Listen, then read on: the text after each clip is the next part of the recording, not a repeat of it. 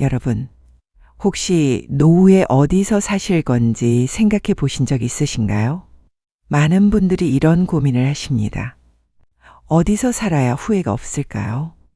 돈 모으고 건강 챙기는 데만 신경 쓰시는데 정작 가장 중요한 한 가지를 놓치고 계십니다. 바로 집입니다. 제가 아는 한 분은 은퇴하시고 나서 평생 모은 돈으로 시골에 멋진 집을 지으셨어요. 이제 여유롭게 살아야지. 그런데 1년 반 만에 그 집을 팔고 다시 도시로 올라오셨습니다. 왜일까요? 또 다른 분은 자녀들이 모두 독립하자 아파트를 팔고 작은 오피스텔로 이사하셨습니다. 혼자 사는데 큰 집이 뭐하러 필요해? 하지만 3개월도 안 돼서 숨이 막힌다며 다시 아파트를 구하셨습니다. 무엇이 문제였을까요? 집은 분명 좋았습니다. 깨끗하고 편리하고 시설도 훌륭했습니다. 그런데 살 수가 없었습니다. 여러분, 노후에 사는 집은 단순히 잠만 자는 곳이 아닙니다. 하루 24시간 대부분의 시간을 그곳에서 보내게 됩니다. 젊을 땐 출퇴근하고 약속도 많고 바깥 활동이 많으니까 집이 그저 쉬는 공간이었죠. 하지만 은퇴 후엔 완전히 달라집니다. 집이 곧 생활의 중심이 됩니다. 아침에 눈 뜨면 거기 있고, 점심 먹고 거기 있고, 저녁 먹고 거기 있습니다. 그래서 집 선택 하나가 노후 20년의 삶을 완전히 바꿔놓습니다. 잘못 선택하면 매일이 불편하고 매일이 불안하고 매일이 외롭습니다. 하지만 잘 선택하면 매일이 편안하고 매일이 안심되고 매일이 즐겁습니다. 그렇다면 어떤 집을 선택해야 할까요? 많은 분들이 이렇게 생각하십니다. 큰 병원 근처가 좋겠지. 넓고 쾌적한 곳이 좋겠지. 전원주택에서 여유롭게 살고 싶어. 하지만 실제로 그렇게 하신 분들 대부분이 후회하십니다. 오늘 60세 이후 절대 실패하지 않는 주거 선택의 4가지 기준을 알려드리겠습니다. 첫 번째는 집 위치입니다. 병원보다 중요한 곳이 따로 있습니다. 두 번째는 집 크기입니다. 크다고 좋은 게 아닙니다. 세 번째는 전원주택입니다. 로망과 현실의 차이를 정확히 아셔야 합니다. 네 번째는 실버타운입니다. 겉은 화려하지만 속은 다릅니다. 이 4가지만 알면 여러분의 노후는 훨씬 편안해질 겁니다. 소중한 구독과 좋아요, 알림 설정 부탁드립니다. 지금 시작합니다. 첫 번째 기준은 집의 위치입니다. 은퇴를 앞두고 많은 분들이 제일 먼저 이렇게 생각하십니다. 나이 들면 병원 가까운 데 살아야지. 당연한 생각처럼 들립니다.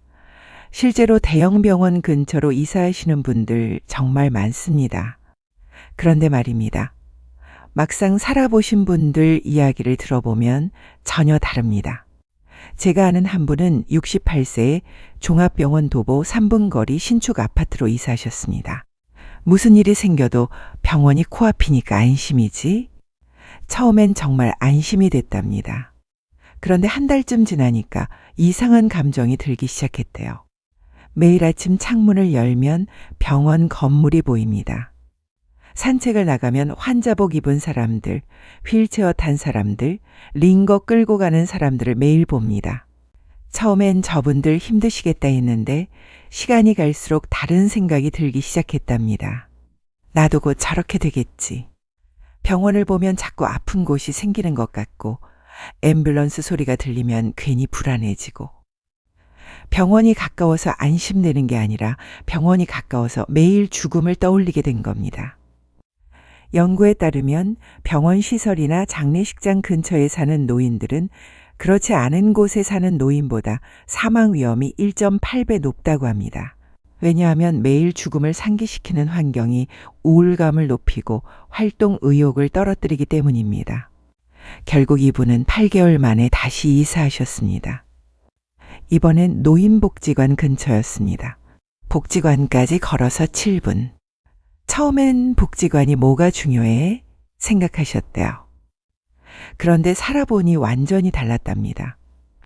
매일 아침 9시 복지관에 갑니다. 1층 로비에 가면 아는 얼굴들이 있습니다. 어머, 오늘도 오셨어요? 네, 요가 수업 들으러요. 간단한 인사지만 기분이 좋아집니다. 10시부터 11시까지 시니어 요가. 처음엔 몸이 안 따라줬는데 2주쯤 지나니 확실히 몸이 가벼워졌답니다. 11시 반, 복지관 식당에서 점심 준비가 시작됩니다. 영양사가 짠 식단으로 2,500원의 식사를 합니다. 혼자 집에서 대충 먹는 것보다 훨씬 영양가도 있고 맛도 있습니다. 무엇보다 같이 먹는 사람이 있다는 게 좋습니다. 밥 먹으면서 이런저런 이야기를 나눕니다. 요즘 손주가 말썽이에요. 우리 남편이 요즘 허리가 안 좋아서. 별거 아닌 이야기지만 누군가 들어주니까 마음이 편해집니다. 오후엔 서예 동아리에 참여합니다. 붓글씨를 쓰면서 마음이 차분해집니다. 3시쯤 되면 복지관 앞 벤치에서 친구들과 수다 떱니다. 다음 주에 소풍간대요. 저도 신청했어요. 이분이 말씀하셨습니다. 병원 옆에 살 땐 매일 집에만 있었어요. 나가기가 싫더라고요. 근데 복지관 옆에 사니까 나가는 게 기다려져요. 매일 할 일이 있고 만날 사람이 있으니까요. 여러분, 이게 바로 차이입니다. 병원은 아플 때 가는 곳입니다. 하지만 복지관은 살기 위해 가는 곳입니다. 병원 옆에 살면 죽음을 준비하는 느낌이지만 복지관 옆에 살면 삶을 즐기는 느낌입니다. 그렇다면 복지관이 뭐가 그렇게 좋을까요? 전국에는 노인복지관이 500개 가까이 있습니다. 하루에도 수백 분이 이용하십니다. 대부분 시에서 운영하거나 지원을 받아 운영합니다. 그래서 비용이 거의 들지 않습니다. 복지관에 가면 이런 것들을 할 수 있습니다. 첫째, 교육 프로그램입니다. 스마트폰 사용법, 사진 찍는 법, 컴퓨터 배우기, 외국어 회화, 노래 교실, 악기 배우기. 배우고 싶었던 것들을 무료나 소액으로 배울 수 있습니다. 둘째, 운동 프로그램입니다. 요가, 댄스, 탁구, 당구, 게이트볼. 몸을 움직이면서 건강도 챙기고 친구도 사귀입니다. 식사 서비스입니다. 영양사가 만든 식사를 2,000원에서 3,000원에 먹을 수 있습니다. 혼자 사시는 분들에게 이게 얼마나 큰 도움인지 아시죠? 넷째, 건강관리입니다. 혈압 측정, 혈당 체크, 물리치료, 기본적인 건강 상담, 이런 것들을 복지관에서 받을 수 있습니다. 다섯째, 안부 확인입니다. 혼자 사시는 분들은 복지관 직원이나 자원봉사자가 주기적으로 연락합니다. 오늘은 안 나오셨네요. 괜찮으세요? 이런 안부 한마디가 얼마나 큰 위로인지 모릅니다. 그런데 복지관만 있으면 다 해결될까요? 아닙니다. 집 주변에 꼭 있어야 할 것이 3가지 더 있습니다. 첫째, 걸을 수 있는 곳입니다. 공원이나 산책로가 가까이 있어야 합니다. 걷기는 노년의 가장 중요한 운동입니다. 하루 30분만 걸어도 심장병, 당뇨, 고혈압 위험이 크게 줄어듭니다. 그런데 차 많은 인도를 걷는 것과 나무 많은 산책로를 걷는 것은 완전히 다릅니다. 후자는 운동이자 치유입니다. 둘째, 이웃입니다. 아파트 단지에 같은 또래 이웃이 있어야 합니다. 엘리베이터에서 안녕하세요 한마디, 계단에서 날씨 좋네요 한마디. 이런 작은 교류가 외로움을 막아줍니다. 연구에 따르면 이웃과 교류가 있는 노인이 그렇지 않은 노인보다 훨씬 오래 산다고 합니다. 셋째, 동네 의원과 약국입니다. 대형 병원은 차로 20에서 30분 거리면 충분합니다. 하지만 동네 의원은 걸어서 10분 이내에 있어야 합니다. 감기, 소화불량, 가벼운 통증, 이런 건 동네 의원에서 충분히 해결됩니다. 그리고 필요하면 큰 병원으로 소개서를 써줍니다. 약국도 마찬가지입니다. 걸어서 5분 거리에 약국이 있으면 약 받으러 간 것이 부담이 안 됩니다. 정리하면 노후에 살 집은 병원 근처가 아니라 복지관 근처입니다. 그리고 주변에 산책로, 이웃, 동네 의원이 있어야 합니다. 그렇다면 집 크기는 어느 정도가 적당할까요? 두 번째 기준은 집 크기입니다. 많은 분들이 이렇게 생각하십니다. 이제 자녀들도 독립했으니 작은 집으로 옮겨야지. 일리 있는 생각입니다. 하지만 막상 작은 집으로 옮긴 분들 대부분이 후회하십니다. 제가 아는 한 분은 65세에 35평 아파트를 팔고 18평 빌라로 이사하셨습니다. 부부 둘이서 이 정도면 충분하지. 처음 한 달은 괜찮았답니다. 아담하고 청소하기도 편하고. 그런데 한 달쯤 지나니까 답답하기 시작했답니다. 거실에 앉아 있으면 부엌이 바로 보이고 부엌에 있으면 침실 문이 바로 보입니다. 어디에 있어도 남편이 바로 눈에 들어옵니다. 서로 공간이 없으니까 자꾸 부딪히게 됩니다. 당신 또 TV 켜놨네. 나는 뉴스 보고 싶은데 당신은 드라마만 봐. 사소한 일로 다투는 횟수가 늘었습니다. 그리고 친구를 초대할 수가 없었습니다. 친구 2~3명만 와도 집이 꽉 찹니다. 차 한잔 대접하고 싶어도 자리가 비좁아서 민망했답니다. 결국 사람을 부르는 일이 점점 줄어들었습니다. 사람을 안 만나니까 외로워지고 외로워지니까 집에만 있게 되고 집에만 있으니까 더 답답해지는 악순환이 시작됐습니다. 이분이 말씀하셨습니다. 집이 아니라 상자 안에 갇힌 기분이었어요. 그렇다면 넓은 집은 괜찮을까요? 또 다른 분은 자녀들이 독립한 후에도 45평 아파트를 그대로 유지하셨습니다. 명절 때 자식들 오면 넓어야 좋잖아. 이 생각도 틀린 건 아닙니다. 그런데 막상 1년이 지나고 보니 자녀와 손주들이 집에 온 날은 명절 포함해서 손에 꼽을 정도. 1년 중 가족이 다 모인 날은 일주일도 안 됩니다. 나머지는 부부 둘이서 텅 빈 방들을 바라보며 사셨습니다. 방이 5개인데 쓰는 방은 2개, 나머지 3개 방은 닫혀 있습니다. 가끔 문을 열어보면 먼지가 쌓여 있고 쓸쓸한 느낌만 듭니다. 청소도 부담입니다. 65세가 넘으면 큰 집 청소가 정말 힘듭니다. 허리도 아프고 무릎도 아픈데 넓은 거실 여러 개의 방을 다 청소하려면 하루가 꼬박 걸립니다. 관리비도 만만치 않습니다. 큰 집은 난방비, 전기세, 관리비 다 비쌉니다. 작은 집에 2배가 나옵니다. 그런데 쓰는 공간은 절반도 안 되니까 돈만 낭비하는 느낌이 들었답니다. 심리적으로도 부담이 됩니다. 텅 빈 방을 볼 때마다 자식들은 언제 오려나 우리 둘만 남았구나 이런 생각이 들면서 허전하고 외로워집니다. 그렇다면 도대체 어느 정도 크기가 적당할까요? 전문가들이 권하는 노후주택 크기는 23평에서 28평입니다. 이유가 있습니다. 첫째, 부부가 적당히 떨어져 생활할 수 있습니다. 작은 서재나 취미 공간을 각자 가질 수 있어서 서로 부딪히지 않습니다. 둘째, 청소와 관리가 부담되지 않습니다. 1시간 정도면 집 전체를 청소할 수 있고 몸에 무리도 가지 않습니다. 셋째, 관리비가 적당합니다. 난방비, 전기세, 관리비 모두 합쳐서 한 달에 20만 원에서 30만 원, 부담 없는 수준입니다.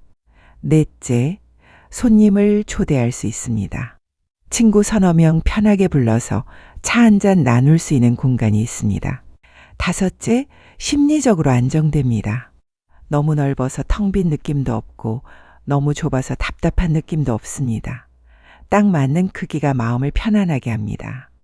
크기를 정했다면 이제 중요한 건 어떤 형태의 집에 살 것이냐입니다. 많은 분들이 전원주택을 꿈꾸시는데 과연 어떨까요? 3번째 기준은 전원주택입니다. 은퇴하면 시골에서 여유롭게 살고 싶어요. 이렇게 말씀하시는 분 정말 많습니다. 산과 들이 있고 공기 맞고 조용한 곳에서 텃밭 가꾸며 사는 삶, 상상만 해도 평화롭습니다. 그런데 실제로 해보신 분들 이야기는 완전히 다릅니다. 제가 아는 한 분은 62세에 조기 은퇴하시고 강원도에 전원주택을 지으셨습니다. 퇴직금 절반을 그 집에 쏟아 부으셨어요. 이제 여기서 자연과 함께 살 거야. 처음 3개월은 정말 좋았답니다. 아침에 눈 뜨면 산이 보이고 마당에 나가면 새소리가 들리고 이게 바로 내가 꿈꾸던 삶이지. 그런데 여름이 왔습니다. 장마가 시작되자 집 앞 흙길이 진흙탕이 됐습니다. 차를 세울 수도 없고 걸어 다닐 수도 없습니다. 그리고 벌레가 나타났습니다. 모기는 기본이고 진해, 노린재, 심지어 뱀까지 집 안으로 들어왔습니다. 이건 생각도 못했어. 가을이 되자 나뭇잎이 떨어집니다. 마당에, 지붕에, 배수구에. 하루 종일 쓸어도 다음 날이면 또 쌓여 있습니다. 허리가 아파 더 이상 못하겠는데 청소업체를 부르자니 시골이라 출장비가 10만 원이 넘습니다. 겨울은 더 심각했습니다. 눈이 내리면 집 앞길을 직접 치워야 합니다. 시에서 제설차가 마을까지는 안 들어옵니다. 한 번은 눈길에 미끄러져 넘어지셨는데 가까운 병원까지 차로 40분. 다행히 큰 부상은 아니었지만 그날 이후 두려워졌답니다. 만약 내가 쓰러지면 누가 알아줄까? 이분이 사신 곳은 이웃집까지 200m, 소리를 질러도 들리지 않는 거리입니다. 장 보러 가려면 차로 25분, 병원 가려면 40분, 약국 가려면 30분. 모든 게 멀리 있습니다. 차가 고장나거나 운전을 못하게 되면 완전히 고립됩니다. 난방비도 문제였습니다. 아파트는 겨울에 관리비 포함 20만 원이면 되는데 전원주택은 보일러를 계속 돌려야 해서 한 달에 50만 원이 넘게 나왔습니다. 게다가 보일러가 고장나면 업체를 부르는 것도 일입니다. 출장비만 15만 원, 수리비 별도입니다. 이분이 가장 힘들었던 건 외로움이었답니다. 도시에 살 땐 복지관도 가고 친구도 만나고 카페에도 갔는데 시골에선 그런 게 없습니다. 만날 사람도 갈 곳도 없습니다. 하루 종일 집에서 혼자 TV만 봅니다. 결국 2년 만에 그 집을 팔기로 했습니다. 전원 생활의 꿈을 꿨는데 막상 살아보니 생존 게임이었습니다. 하지만 사려는 사람이 없었습니다. 1년을 내놓고 가격을 계속 낮췄는데도 안 팔렸습니다. 결국 지을 때 가격의 60%에 겨우 팔았습니다. 수천만 원의 손해를 감수해야 했습니다. 여러분, 전원주택은 로망입니다. 하지만 로망과 현실은 다릅니다. 만약 정말 전원생활을 꿈꾸신다면 제 조언은 이겁니다. 최소 1년 그 지역에서 월세로 살아보세요. 봄, 여름, 가을, 겨울, 사계절을 다 겪어보세요. 그리고 동네 사람들과 실제로 관계를 맺어보세요. 마트는 얼마나 걸리는지, 병원은 가깝은지, 이웃은 어떤지 다 경험해 보신 후에 결정하세요. 처음부터 땅 사고 집 짓고 들어가는 건 절대 하지 마세요. 되돌릴 수 없는 실수가 됩니다. 그렇다면 실버타운은 어떨까요? 최신 시설의 관리도 다 해주고 식사도 나오고 의료 서비스도 있고 완벽해 보이는데 실제로는 어떨까요? 네 번째 기준은 실버타운입니다. 실버타운 광고를 보신 적 있으시죠? 정말 완벽해 보입니다. 깨끗한 시설, 24시간 의료 서비스, 새끼 식사 제공, 문화 프로그램, 청소까지 다 해줍니다. 여기 들어가면 아무 걱정 없겠네 이렇게 생각하시는 분들 많습니다. 실제로 시설은 정말 좋습니다. 하지만 막상 들어가 사신 분들 이야기를 들어보면 전혀 다른 얘기를 하십니다. 제가 아는 한 분은 70세에 입주비 5천만 원을 내고 서울 근교 실버타운에 입주하셨습니다. 처음 한 달은 천국 같았답니다. 밥은 시간 맞춰 나오고 청소는 알아서 되고 아프면 간호사가 바로 오고 이제 편하게 살겠구나. 그런데 2개월쯤 지나니까 이상한 느낌이 들기 시작했답니다. 매일 같은 사람들과 식사를 합니다. 매일 같은 프로그램에 참여합니다. 매일 같은 시간에 같은 일을 합니다. 7시 기상, 8시 아침 식사, 10시 제조, 12시 점심, 2시 오락실, 6시 저녁, 9시 취침. 모든 게 정해져 있습니다. 오늘은 좀 늦게 자고 싶은데, 오늘은 밖에 나가고 싶은데, 이런 마음이 들어도 마음대로 할 수가 없습니다. 식사 시간을 놓치면 혼자 해결해야 하고, 프로그램에 안 가면 직원이 걱정하며 찾아옵니다. 괜찮으세요? 왜 안 나오셨어요? 친절한 것 같지만 감시받는 느낌이 든답니다. 그리고 대화 주제가 항상 똑같습니다. 어제 혈압이 높게 나왔어. 요즘 무릎이 안 좋아 약을 바꿨는데. 아픈 이야기, 병원 이야기, 약 이야기, 이런 이야기만 매일 듣습니다. 젊은 사람은 직원밖에 없고 아이들 웃음소리, 젊은이들 떠드는 소리 이런 건 전혀 없습니다. 온통 노인뿐입니다. 이분이 말씀하셨습니다.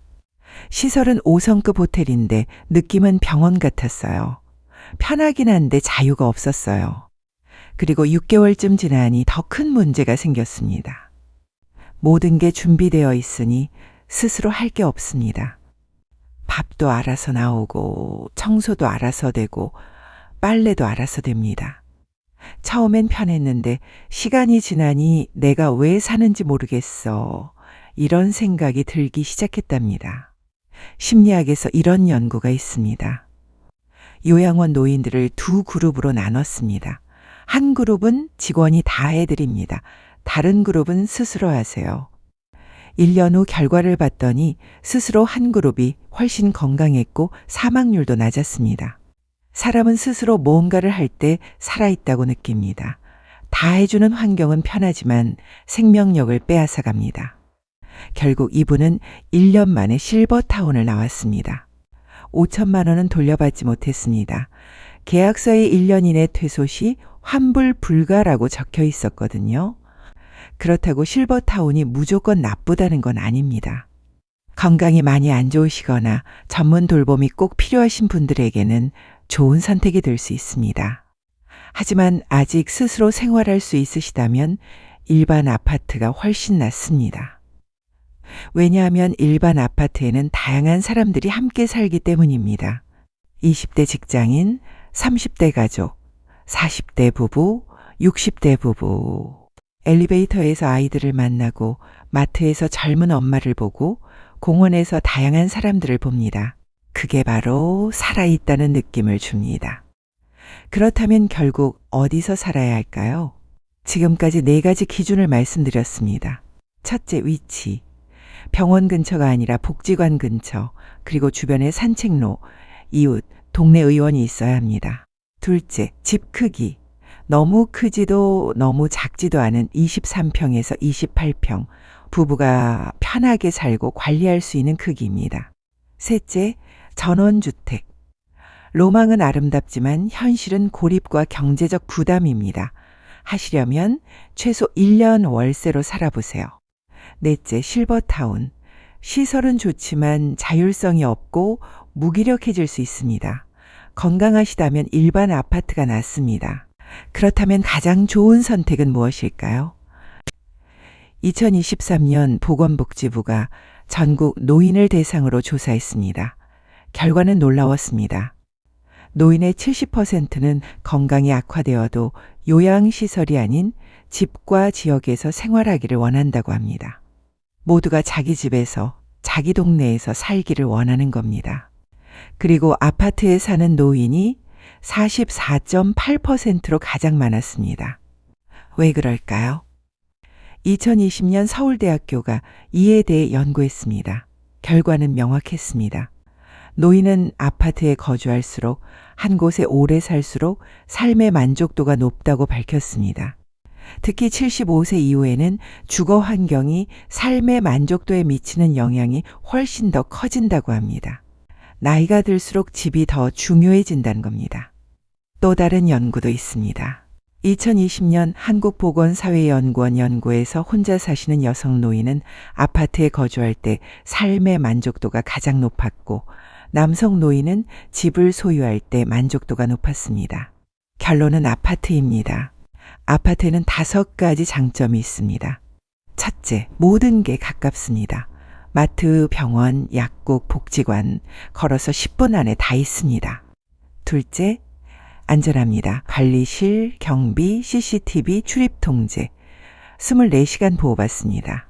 셋째, 관리가 쉽습니다. 뭐가 고장나면 관리실에 전화 한 통이면 됩니다. 넷째, 사람을 만날 수 있습니다. 경로당, 주민 모임, 문화센터, 외로울 틈이 없습니다. 다섯째, 나중에 팔기 쉽습니다. 전원주택이나 빌라보다 훨씬 수월합니다. 그리고 요즘은 중소도시 아파트가 주목받고 있습니다. 세종, 김포, 평택, 동탄 이런 곳은 공원도 많고 산책로도 좋고 동시에 병원, 마트, 복지관 다 가깝습니다. 무엇보다 집값이 서울의 절반입니다. 서울 아파트 팔면 중소도시에서 비슷한 평수 사고도 돈이 남습니다. 그 돈으로 노후 생활비를 보충할 수 있습니다. 이제 마지막으로 여러분께 드리고 싶은 말씀이 있습니다. 집을 고를 때 지금의 나가 아니라 10년 후의 나를 생각하세요. 10년 후에도 이 집에서 편하게 살 수 있을까요? 10년 후에도 혼자서 안전하게 지낼 수 있을까요? 10년 후에도 이 집을 관리할 수 있을까요? 이 세 가지 질문에 자신 있게 예라고 답할 수 있는 집. 그게 바로 여러분이 선택해야 할 집입니다. 상황별로 조금 더 구체적으로 말씀드리면 경제적으로 여유가 없으시다면 복지관, 도보권, 소형 아파트를 우선으로 고려하세요. 건강이 불안하시다면 저층 아파트 동네 의원 가까운 곳을 선택하세요. 외로움이 걱정되신다면 경로당이나 주민 모임이 활발한 단지를 고르세요. 활동적이시라면 젊은 세대가 많은 신축 단지를 추천합니다. 혼자 사신다면 안전시설이 철저하고 복지관 가까운 곳을 선택하세요. 당장 이사하지 않으셔도 괜찮습니다. 하지만 머릿속에 명확한 그림을 그려두세요. 내가 어떤 집에서 어떻게 노년을 보낼 건지 그 그림이 선명할수록 여러분의 미래는 더 단단해집니다. 여러분 모두 편안하고 행복한 노후를 보내시길 진심으로 바랍니다. 시청해 주셔서 감사합니다.